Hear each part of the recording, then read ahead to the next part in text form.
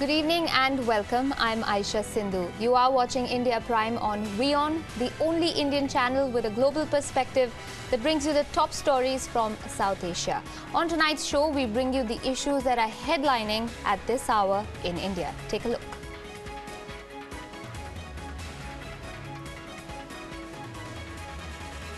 Is India's iconic Taj Mahal in the crosshairs of ISIS? More importantly, is India prepared for an assault on the World Heritage Site? Stung by the Narada expose videos, West Bengal's Chief Minister Mamata Banerjee says she will now approach the Supreme Court.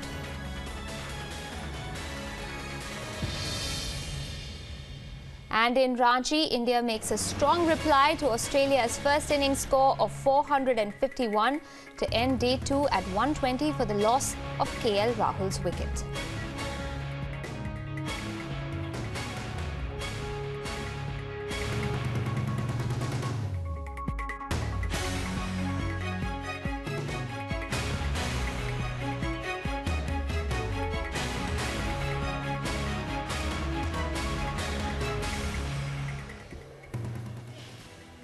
The big question on everyone's mind today, is India's iconic Taj Mahal in the ISIS crosshairs? Is the Islamic State planning to mount an attack on India's cultural symbol?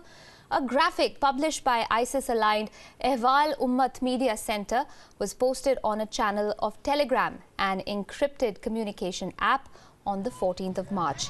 This, according to the United States-based Site Intelligence Group, which describes itself as a non-governmental counter-terrorism organization.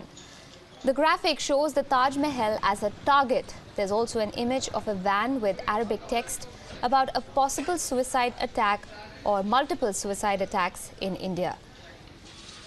After reports of such a threat emerged this morning, security has been beefed up around the monument, and the CISF is not leaving anything to chance. The Islamic State is known to destroy cultural icons as part of its terror-spreading agenda. In the current war, they have vandalized, desecrated and destroyed historic sites like the Assyrian Palace in Khorsabad, the ancient Hatra, Mosul Museum, Mosul Public Library and the Assyrian city of Nimrud. They are probably taking a leaf out of the Taliban's book. The outfit infamously destroyed the Buddhas of Bamiyan, 4th and 5th century statues in Afghanistan. On that note, let's take a listen in to what the Additional Deputy General of Uttar Pradesh had to say about this new threat. यद्यपि हमने इसको बहुत गंभीरता से इस message को लिया है, परंतु हम बहुत जल्दी जिसके भी द्वारा ये सर्कुलेट किया गया उसको भी बहुत जल्दी गिरफ्तार करेंगे। इसके अलावा मुझे ये भी कहना है कि हमारी QRT, हमारी क्विक रिस्पांस टीम्स, हमारी एंटी टेररिस्ट स्क्वाड्स के कमांडोज और हमारे PAC के जवान और सिविल पुलिस बिल्कुल तत्पर हैं और किसी प्रकार की कोई भी घटना नहीं होने दी जाएगी। The Taj Mahal in Agra is a culturally iconic piece of architecture in India. Now, these latest reports suggest that the ISIS outfit is planning a target on the Taj Mahal. This raises many questions for India. Is the country prepared to deal with a possible terror attack? Are the security forces and security arrangements around the iconic monument up to gear to deal with this sort of situation?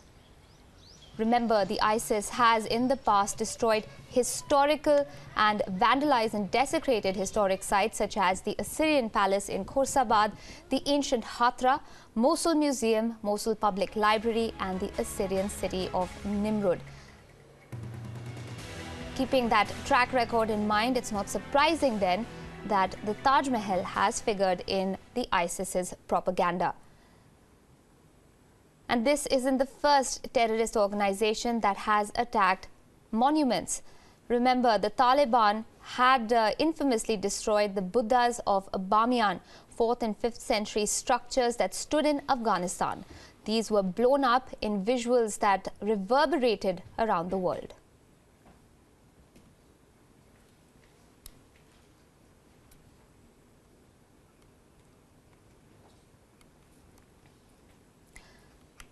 All right, to get more perspective and answer that question of whether the Taj Mahal is likely a target, we're joined on the show by Sudhir Ranjan Sen, Deputy Editor of Huffington Post. He also reports on defense and home. Sudhir, thanks for joining in. We've heard some disturbing developments recently suggesting that ISIS could be lurking around in India. How real do you feel that this threat against the Taj Mahal is? Well, I mean, before we can say, well, it is real or not real, if an alert has been generated by the security agencies, there must be some, some validity or some, background to that threat. However, having said that, one must also be very, very clear that the Taj Mahal or any other such,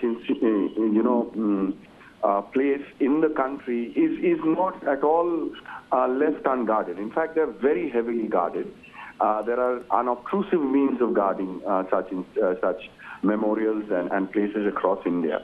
And also, you have the CISF and the police out there.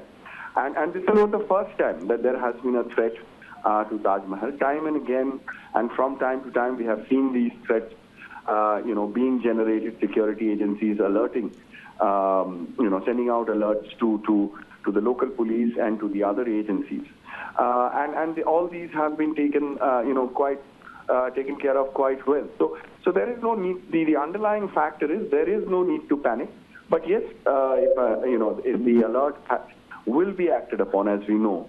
And also now with the multi-agency center under the Intelligence Bureau, quite active, and it's been quite active for some time now. In fact, that institution has come of age. It functions quite well. Right.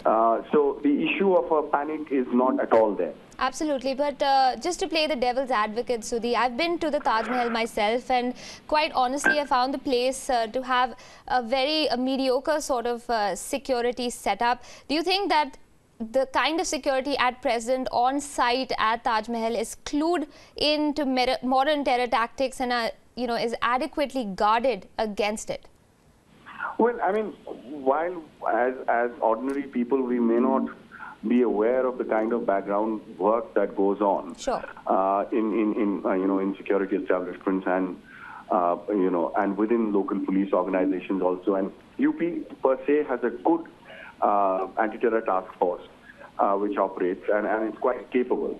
Having said that, the issue of the Islamic State in India, while there have been some arrests made in India of people, mostly these are preventive arrests. These arrests have been made, these are preventive strikes, mind you, and that makes a huge difference from arrests that are made post-incident. Sure. We have not seen any, so to say, Islamic State strikes in India, although there have been some people who have been kind of taken up by the very strong internet publicity and propaganda that goes on. Rest assured that these are watched very, very carefully. And it is not only watched by one organization, there are several organizations that watch them. And every method that is available with, say, a foreign security agency is also available with us. Besides, there are very strong cooperations that go on, whether it is in the United States or whether it's Israel or Russia. Anti-terror cooperation, and which goes a long way in preventing such strikes, fair enough, is also there. Right. But talking about a little bit about, the track record of the Islamic State, it has attacked iconic cultural sites in the past. Is this symbolic of an attack on the country and what it stands for itself? No, well, I mean, Taj Mahal being an iconic target will be a target for any terror organization, whether it is the Lashkar-e-Toiba or the Jaish-e-Mohammed or the Islamic State, so to say. They will always try to target, because the idea of striking in such a place is you immediately strike terror, and that is manifested, or it grows manifold if you can strike at a major place. So it will be under threat. But having said that, I will repeat again that this is not the first time we have seen a threat to Taj Mahal. Sure. These threats keep coming and going, and almost, the very fact that a threat has been picked up just shows how people are alert. Okay, but just going by the timing of this threat, it's coming very close to the start of the Taj Mahotsav. Do you feel that an attack such as this could prove catastrophic? We've talked about whether India is prepared to deal with the eventuality, but what sort of impact do you think it's going to have on tourism, for example, and footfall at an event like Taj Mahotsav? No, well, I mean, a terror attack anywhere. I mean, even if it is in a city or in a smaller city, it does affect terrorism. We have seen time and again, we have seen advisories being issued by from European countries, from United States after terror attacks happen. And so obviously, if there is an attack, it would be quite disastrous. But we must underline that there is no need to panic. The reason I say that is after having watched the security organizations, yes, I mean, there have been spectacular attacks carried out by terror organizations, but then we must realize that, they have to be lucky once, while the security agencies will have to be lucky every time. But Taj is very well protected. Fair enough, Sudhi. So obviously no point in feeding into the panic, but also a legitimate scare of any kind does need to be given credible thought. Thank you, Sudhi Ranjan Sen, for joining in on the program and sharing your inputs on that story.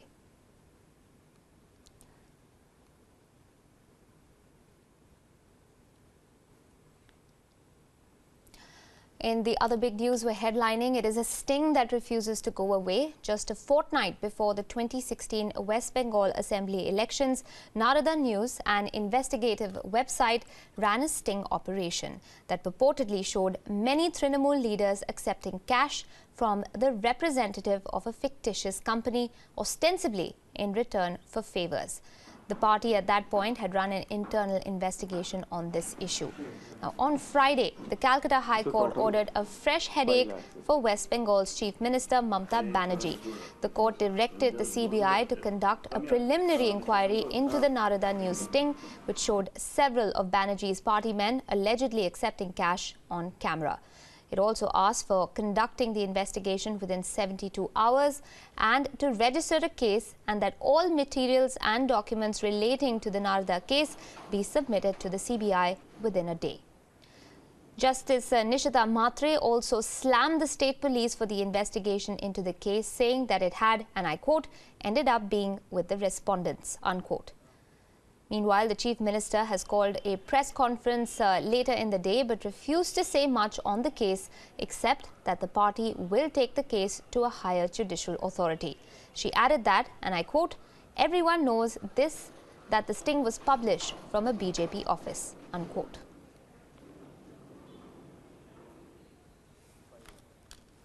Okay, to discuss this development in West Bengal a little further, we are joined by senior journalist Gautam Lahiri.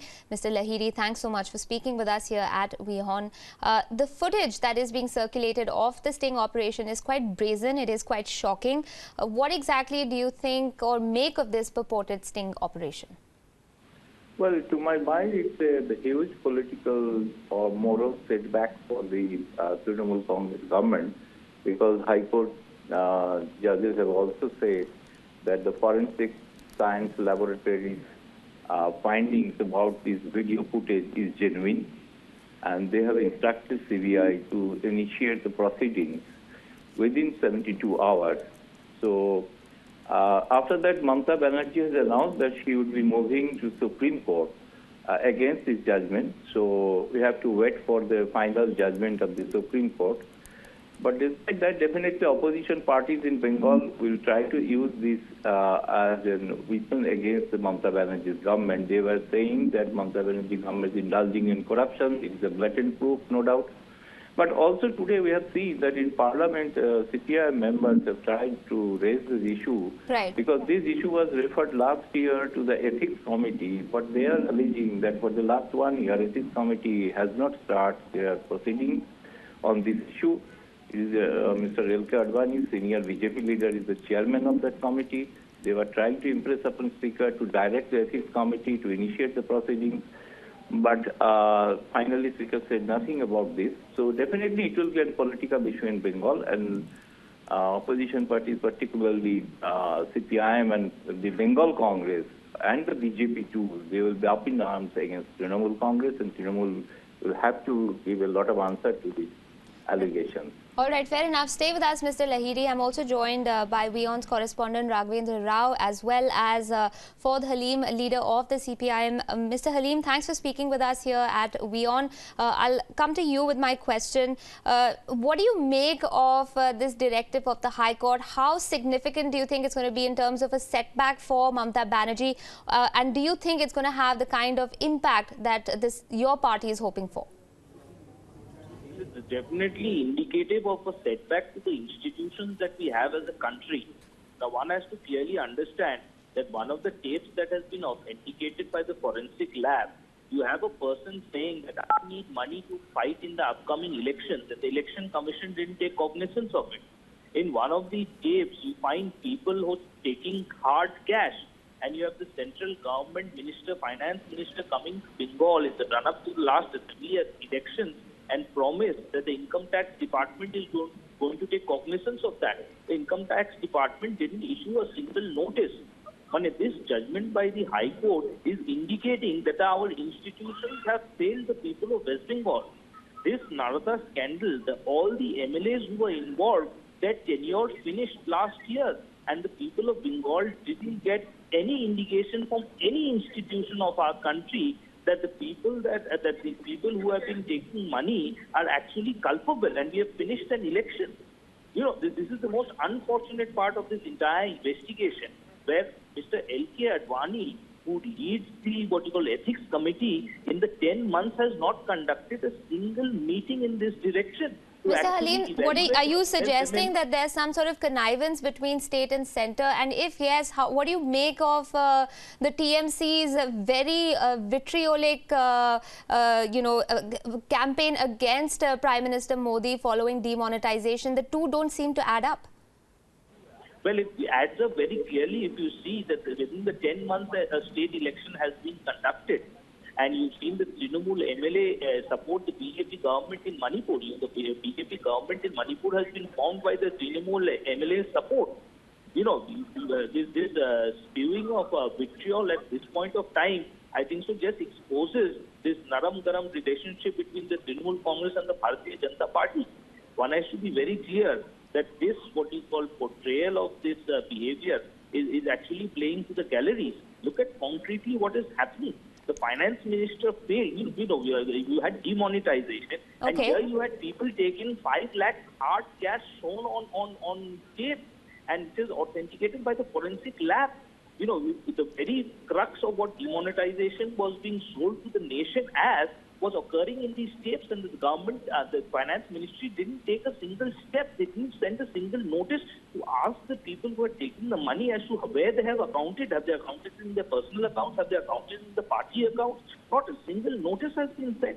It's abject failure of our institution and the politicking that is involved in this. All right. It clearly exposes the bonhomie between the Trinamool Congress. Allow and me to come in, Mr. Halim. Please stay with us. I want to take some of that across to my colleague Raghavendra Rao. Raghavendra, there has been relative silence on the issue for the last 6 to 10 months, as Mr. Halim is pointing out. This has, of course, prompted the CPM to suggest that there's some sort of understanding that's come to pass between the BJP and the TMC. Do you find that believable, or is that a stretch of the imagination? Well, as a political party, the CPM is well within its rights to, suggest all kinds of conspiracy theories. But the fact of the matter remains that the matter is now in judicial domain. The Calcutta High Court has, ordered a CBI probe. That cannot be taken away or wished away like that. Mamata Banerjee is in an embarrassing position right now, right now. The fact that a scam, an alleged scam, where her party men were purportedly, taking money from a fictitious company, and now the High Court has found merit in the allegations and has ordered a CBI probe saying that the state police was not competent enough to do the job. This comes as a huge embarrassment. Well, the silence may have been there for a while.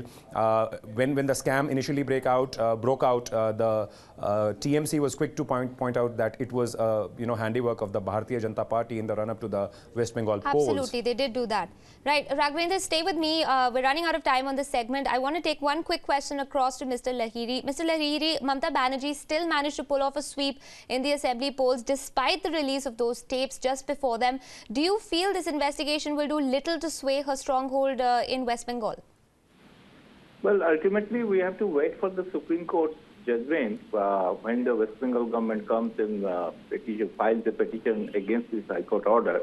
But the point is, in the last assembly poll, this Narda issue was top of the agenda of all the campaigns. Even Rahul Gandhi, when he was aligned with the CIM, he also mentioned about this camp. But people of Bengal actually didn't believe this, because despite all those Trinamool leaders having some kind of a tainted, they tried to give a tainted picture of those leaders, but people of West Bengal believe that Mamata Banerjee is not involved in any corruption personally. All right. And Mamata Banerjee cleverly played her card that she is fighting in all the assembly constituencies, not the Trinamool MLAs. So I don't know, perhaps right at this moment, I don't think Mamata Banerjee personally will be affected by this judgment, but definitely it will be a setback for the Trinamool Congress as a party, no doubt. Fair enough. Mr. Lahiri, thanks for joining in on the program. Also, my colleague Raghavendra Rao, and of course, Fawad Halim, thanks for joining in with your inputs. We will continue to track any developments that come on that story. But at this time, we are going to take a short break. But when we come back, we'll see how India is doing in the Ranchi test against the Aussies. Stay tuned.